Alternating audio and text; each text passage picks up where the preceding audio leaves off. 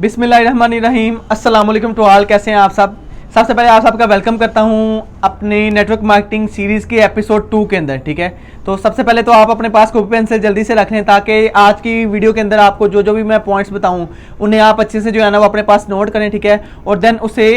Video के last में then working करते हुए अपने ऊपर इम्प्लीमेंट करें और इस इम्प्लीमेंटेशन के बाद आपको उससे रिजल्ट्स अच्छे से अच्छे मिलें। ठीक है, तो आज की जो मेरी वीडियो का बनाने का मकसद है या जो आज की वीडियो बनाने का टॉपिक है, ठीक है, वो है हाउ टू गेट रिच, यानी कैश फ्लो के बारे में आज आपको मैं प्रॉपर समझाऊंगा कि पैसा कैसे काम करता है और हमें कैसे काम करके ज़्यादा से ज़्यादा पैसे बनाना है। ठीक है, सबसे पहले बात करते हैं कि हमारे पास क्या क्या ऑप्शन होती हैं। ठीक है, यानी अगर हम लोग अभी तक जॉब पे हैं, यानी अगर हम लोग अभी तक जॉब करते हैं और हमारी ही उम्र के लोग हमने देखे हैं कि जो हमारी उम्र के लोग हैं लेकिन वो बिजनेस चला रहे हैं। ठीक है, और हम क्यों नहीं चला रहे, यानी हम क्यों नहीं और हमारी ही उम्र के दूसरे लोग वो कैसे बिजनेस चला रहे हैं, उन्होंने क्या काम किया या उन्होंने किस रूल्स को फॉलो किया जो आज वो बिजनेस चला रहे हैं और हम उनके पास काम करें, यानी हम उनके एम्प्लॉयज़ हैं या हम जॉब करते हैं उनके पास। ठीक है, तो ऐसा क्यों है। ठीक है, तो सबसे पहले तो आपको उन लोगों के साथ दोस्ती करनी पड़ेगी या उन लोगों के साथ अपना रिलेशन बनाना पड़ेगा या आपको उनके साथ बॉन्डिंग बनानी पड़ेगी जो बिजनेस करते हैं या जो बिजनेस माइंडसेट रखते हैं। ठीक है, या जिन्होंने अपने एम्पायर्स को खड़ा किया हुआ है और उनके पास काफ़ी सारे लोगों की टीम है और वो टीम वर्क करते हैं। ठीक है, अब वो लोग आपको बताएंगे, अब जिस तरह के अगर मैं किसी भी बिजनेसमैन के साथ या किसी भी ऐसे शख्स के साथ जो कि मेरी ही एज का है लेकिन उन्होंने, मैं अभी जॉब कैटेगरी में हूँ लेकिन वो बिजनेस चला रहे हैं। ठीक है, लेकिन एज का डिफरेंस नहीं है, एज सेम है। ठीक है, तो सबसे पहले तो मुझे उन लोगों के साथ दोस्ती लगानी होगी जो बिजनेस करें। ठीक है, अब वो लोग आपको बताएंगे कि आपको जो है ना वो कैसे अमीर बनना है या आपको कैसे बिजनेस स्टार्ट करना है। ठीक है, तो आपको वो बताएंगे कि कैसे आपने अमीर होना है या कैसे वो आपको फाइनेंशियल नॉलेज देंगे या आपको वो बताएंगे कि आपको किन किन रूल्स को फॉलो करके अमीर बनना है। ठीक है, हमें जो बनना है उसके रिलेटेड हमें जो है ना वो तालीम लेनी पड़ती है, उसके रिलेटेड हमें नॉलेज लेनी पड़ती है। ठीक है, यानी अब मैं आपको एग्जांपल देता हूँ कि अगर हम स्टडी कर रहे हैं, ठीक है, और हमें अगर डॉक्टर बनना है तो हमें एमबीबीएस करना होता है। ठीक है, और अगर हमें वकील बनना है तो हमें एलएलबी करना होता है। अगर हमें किसी अकाउंटेंट लगा है बैंक में, ठीक है, तो हमें आईकॉम बीकॉम करना पड़ता है। अगर हमें कोई ऑफिसर बनना है, ठीक है, तो हमें उसके लिए जो है ना वो सीए या सीएसएस करना होता है। ठीक है, हमें सीए या सीएसएस करना होता है उसके लिए। ठीक है, इसी तरह हमें अगर अमीर होना है, ठीक है, यानी अगर हमें अपने आप को फाइनेंशियली स्ट्रॉन्ग करना है, ठीक है, या हमें अपने आप को फाइनेंशियली फ्री करना है तो हमें उसके लिए फाइनेंशियल नॉलेज लेनी पड़ेगी कि हमें अमीर कैसे बनना है। ठीक है, जो हमें कहीं पे भी नहीं दी जाती, यानी अगर हम अपने स्कूल कॉलेजेस के अंदर जाएं, ठीक है, और वहाँ पे हम देखें कि हमें कैसे अमीर होना है तो हमें कोई भी ऐसा सब्जेक्ट नहीं पढ़ाया जाता जिसके अंदर हमें बताया गया हो कि हमें अमीर कैसे बनना है। ठीक है, तो मैं आज की वीडियो के अंदर आपके साथ शेयर करूँगा कि आप सबको जो है ना वो रॉबर्ट कायोसाकी की बुक है रिच डैड पुअर डैड, ठीक है, उसके अंदर आपको फाइनेंशियल नॉलेज के बारे में गाइड किया गया कि आप कैसे जो है ना वो किन रूल्स को फॉलो करके अपने लाइफ के अंदर जो है ना वो फाइनेंशियली इंडिपेंडेंट हो सकते हैं, यानी आप पैसा कमा सकते हैं। अब उस बुक के अंदर मतलब जो है ना वो बताया गया कि आपके पास यानी हम सब के पास पैसा कमाने के ना टोटल 4 तरीके हैं। ठीक है, उसके अंदर कॉन्सेप्ट आ जाता है, आप सब अपनी कॉपीज पे लिख के भी रखें या आप सबको पहले से भी शायद पता हो कि उसके अंदर सिर्फ पैसे कमाने के टोटल 4 तरीके हैं। ठीक है, उसके अंदर आते हैं कि ESBI यानी ESBI मॉडल। ठीक है, ESBI मॉडल के क्या मुराद है। ठीक है, सबसे पहले जो ई कैटेगरी है, ठीक है, ई कैटेगरी के अंदर आते हैं एम्प्लॉयज यानी जॉब होल्डर जो किसी के पास नौकरी करते हैं या किसी के पास मुलाजमत करते हैं। ठीक है, और वो काम करते हैं, वो अपना टाइम भी देते हैं। ठीक है, और वो अपनी प्रॉपर मेहनत भी करते हैं। ठीक है, और उनको मिलता क्या है, जो उनके साथ एक उनकी फिक्स अमाउंट तय कर दी जाती है, यानी जो भी उनकी कंपनी का या जो भी बिजनेस का या जिसके पास भी वो काम करते हैं जो उनका ओनर होता है, ठीक है, वो उनके लिए एक प्रॉपर सैलरी फिक्स कर देता है कि आपको इतना काम करने के बाद, इतने घंटे काम करने के बाद 1 महीने बाद आपको ये सैलरी मिलेगी। ठीक है, यानी ये अमाउंट आपको पे की जाएगी। ठीक है, तो सबसे पहली कैटेगरी तो ये है ई कैटेगरी यानी एम्प्लॉयज कैटेगरी। ठीक है, उसके बाद कैटेगरी आती है एस यानी सेल्फ एम्प्लॉयड, यानी अगर आपकी कोई छोटी मोटी दुकान है या आपका कोई छोटा मोटा मतलब जो है ना वो बिजनेस है, आपने छोटी मोटी दुकान बनाई हुई, ठीक है, उसके ऊपर भी आपका पैसा भी लगता है। ठीक है, यानी आपने जाहिर बात है जब आप अपनी कोई छोटी मोटी भी दुकान बनाते हैं, यानी अगर आप सेल्फ एम्प्लॉयमेंट भी करते हैं, ठीक है, अगर आप छोटी से छोटी चाय की दुकान भी बनाते हैं और बड़े से बड़े कपड़े की भी दुकान बनाते हैं तो आपको उसके लिए लाखों रुपए इन्वेस्ट करना पड़ता है, यानी कम से कम 1 लाख रुपया और उससे ज्यादा आप जितने मर्जी लाखों रुपया खर्च कर सकते हैं। ठीक है, अब उसको खर्च करके आप सेल्फ एम्प्लॉयड बन गए, यानी आपने अपनी दुकान बना ली। आप जब तक वहां पे जाएंगे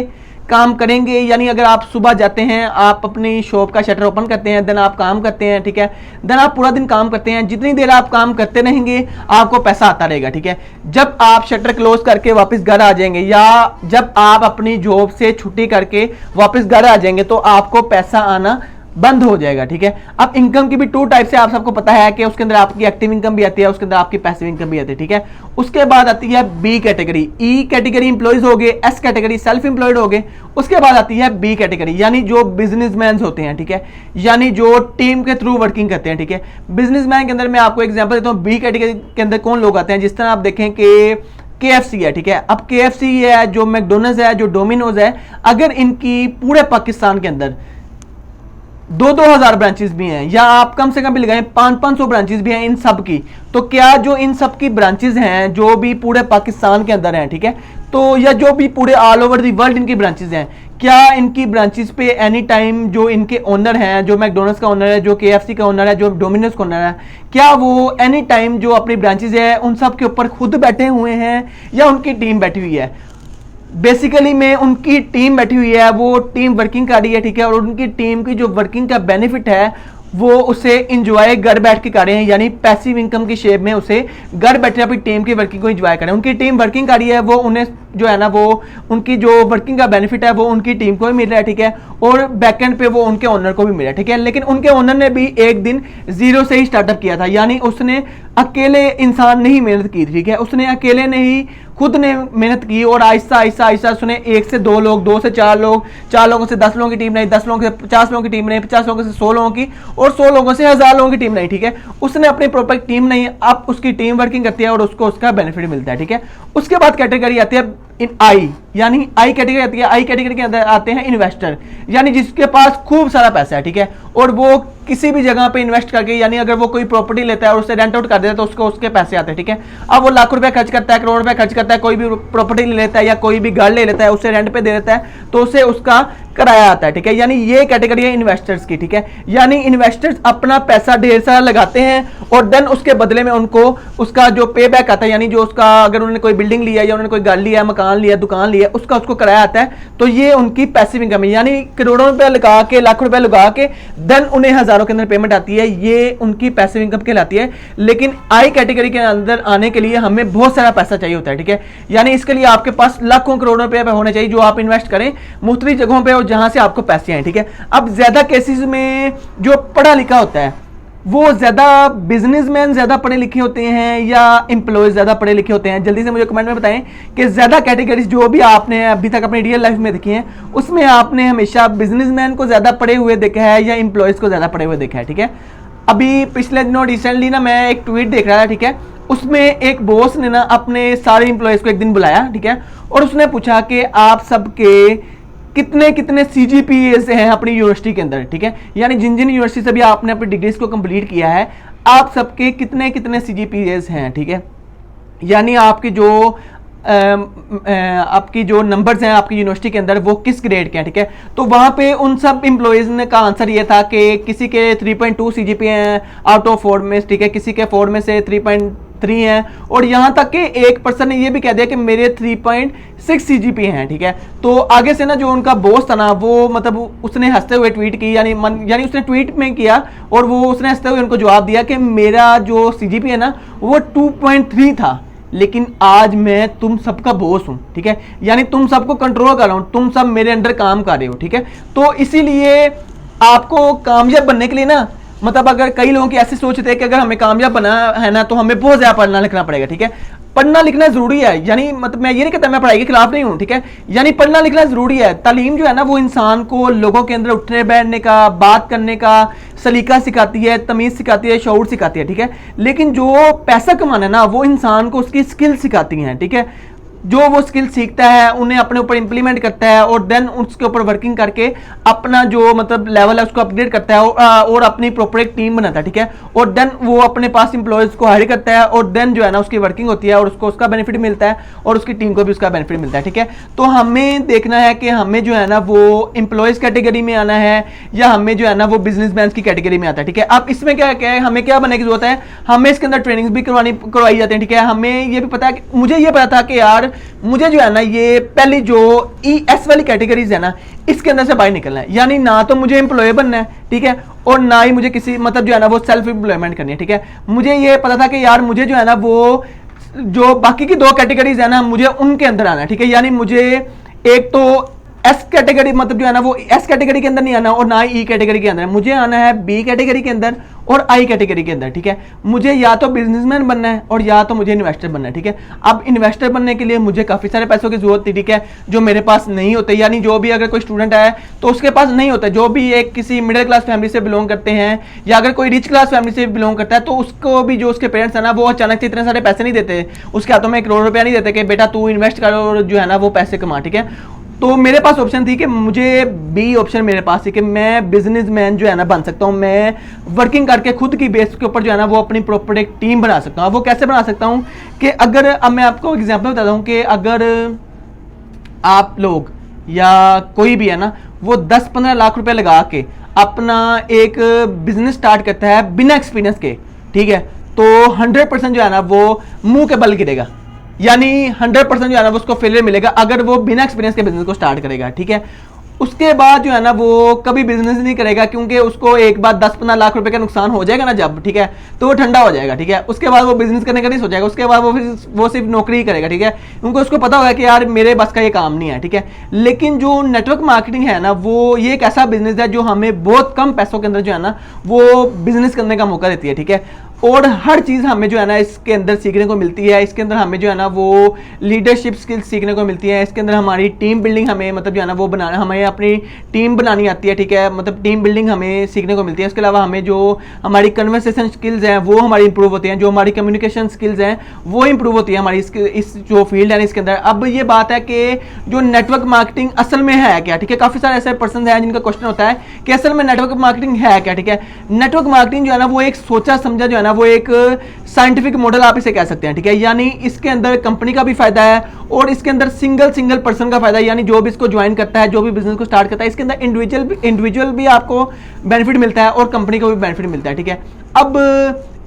यानी इंडिविजुअल का मतलब यानी जो सिंगल जो भी शख्स जो इसे ज्वाइन करता है, ठीक है। अब इसमें देखा जाए तो कंपनी का क्या बेनिफिट है। कंपनी अगर कोई भी प्रोडक्ट को लॉन्च करती है, ठीक है, अब उसकी मार्केटिंग के ऊपर जो है ना वो उसको ढेरों सारा पैसा लगाना पड़ता है, यानी लाखों रुपया करोड़ रुपया लगता है कंपनी को अपनी प्रोडक्ट की मार्केटिंग करते हो, ठीक है। अब मैं आपको यहाँ पे एग्जांपल देता हूँ कि फॉर एग्जांपल आईफोन है, ठीक है। अगर उसे अपना कोई भी फोन लॉन्च करना है, ठीक है,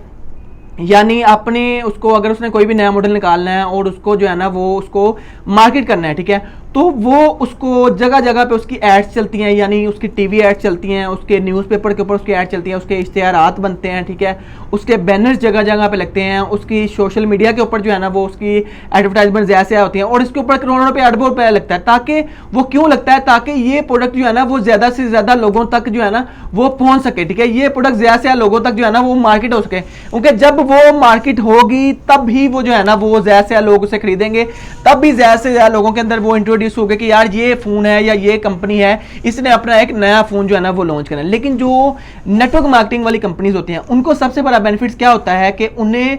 एडवर्टाइजमेंट नहीं करनी पड़ती, उन्हें एडवर्टाइजमेंट करने की जरूरत नहीं होती, क्योंकि उनके पास लोग होते हैं जो उनकी प्रोडक्ट को मार्केट करते हैं, ठीक है। उन्हें मार्केटिंग करने की जरूरत नहीं होती, ठीक है। दूसरा उनको फायदा ये होता है कि उनकी प्रोडक्ट बिकती पहले है, ठीक है, यानी प्रोडक्ट बिक जाती है और उनको जो है ना उसका जो बेनिफिट है, यानी जो उन्होंने अपने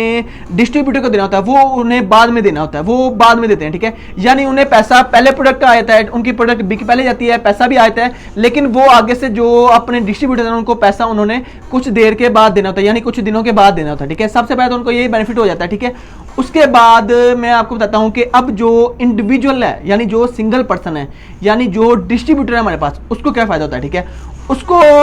मतलब जो है ना वो उसका सबसे बड़ा फायदा ये होता है कि यानी जिस तरह डिस्ट्रीब्यूटर है, यानी हम मैं किसी भी कंपनी के अंदर, हम नेटवर्क मार्केटिंग कंपनी के अंदर हम वर्किंग कर रहे हैं, ठीक है, तो हमारा ये फायदा है कि हमें एक वेल्थ सेक्टर जो है ना वेल सेटल्ड बिजनेस मिल जाता है, वेल सेटल्ड कंपनी मिल जाती है हमें, जिसके अंदर हम वर्किंग करते हैं, जो कि इंटरनेशनली रिकॉग्नाइज होती है, ठीक है। हमें उसको जो है ना वो ज़्यादा मेहनत करने की जरूरत नहीं होती है उसके अंदर, ठीक है। मतलब हमें मेहनत तो करनी पड़ती है, लेकिन उस कंपनी के को बनाने के लिए या उसके अदर एक्टिविटीज़ के अंदर हमें जो है ना वो ज़्यादा मेहनत नहीं करनी पड़ती, ठीक है। ना ही हमें ज़्यादा पैसा लगाना पड़ता है, ना ही सबसे बड़ा इसके अंदर ज़्यादा बेनिफिट ये होता है कि हमें ना तो इसके अंदर ज़्यादा पैसा लगाना पड़ता है और ना ही इसके अंदर हमें ज़्यादा बड़ा रिस्क लेना पड़ता है, ठीक है। हम थोड़े से मतलब जो है ना वो पैसों के साथ या थोड़ा सा रिस्क लेके जो है ना वो हम अपना बड़े से बड़ा बिजनेस इसके अंदर जो है ना वो डेवलप कर सकते हैं, ठीक है। ना ही हमारा पैसा ज़ाया होता है। यहाँ पे हमें प्रॉपर मेंटोर्स भी मिल जाते हैं जो हमें जो है ना वो स्टेप बाय स्टेप जो है ना वो गाइड करते हैं, सारा हमें स्टेप बाय स्टेप जो है ना वो बताते हैं कि हमें कैसे जो है ना वो अपने इस बिजनेस को जो है ना वो जल्दी से जल्दी ग्रो अप करना है, ठीक है, यानी जल्दी से जल्दी ऊपर लेके जाना, ठीक है। इस बिजनेस के अंदर जो है ना वो कंपाउंडिंग फार्मूला भी काम करता है, ठीक है।